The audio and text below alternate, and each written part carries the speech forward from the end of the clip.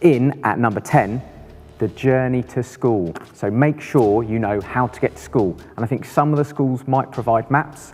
And a quick top tip, during the summer holidays, have a go at getting to school. See how long it takes you and make sure you know your route.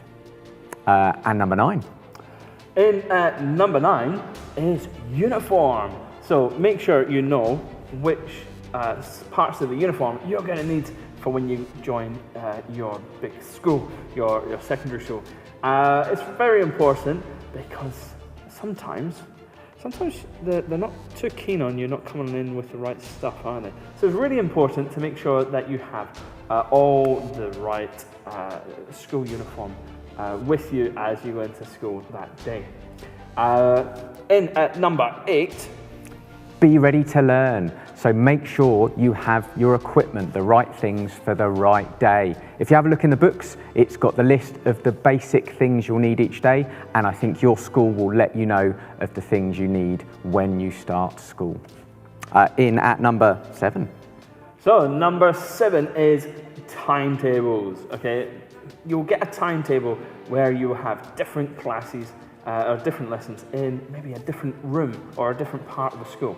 So it's really important to make sure you know where you're going and remember what your timetable says.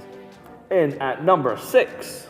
Number 6 is break time. Break time is a really good time at school. You'll have the opportunity to make new friends. So make sure you have a chat to people, have a bit of a chill out before your next lesson, but make sure you leave enough time to get to your next lesson and know where it is. In at number 5. Number 5 is clubs. Okay, there will be loads and loads of clubs at school, and I'm sure if there's not a club for something that you really like, if there's a few people that really like to do that subject, then maybe you could ask the school to make a club. But it's a great way to make some fantastic friends as well. In at number 4. Number 4 is criticism can be a good thing. Criticism isn't always easy to hear, but it's a good way to learn. And I don't always learn the easiest way. I sometimes learn from my mistakes. Making mistakes isn't a bad thing as long as we learn from them. So if people are criticising us or giving us a bit of a learning tip, then we can learn from it and make some changes. In at number 3. Number 3 is don't respond angrily. So someone might give you some constructive criticism, which means it should be something that's telling you how to improve, but in a really supportive way. Don't go, I can't deal with this, and run out. Just make sure that you take hold of that and you respond appropriately. That's included out in the grounds of the school as well, not just in lessons. In at number 2.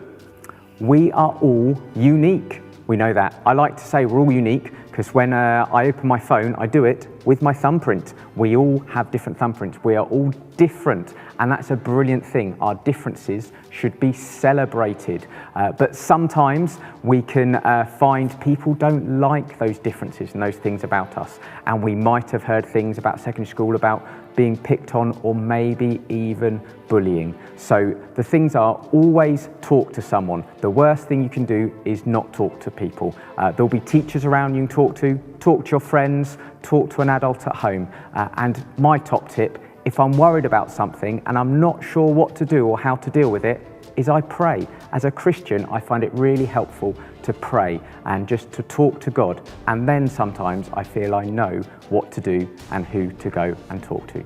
And our top tip, number 1, is? Number 1 is just to be you. Be yourself. There is tons of different things that we can pretend to be when we're at school, and we tend to maybe act a little bit bigger than what we actually are.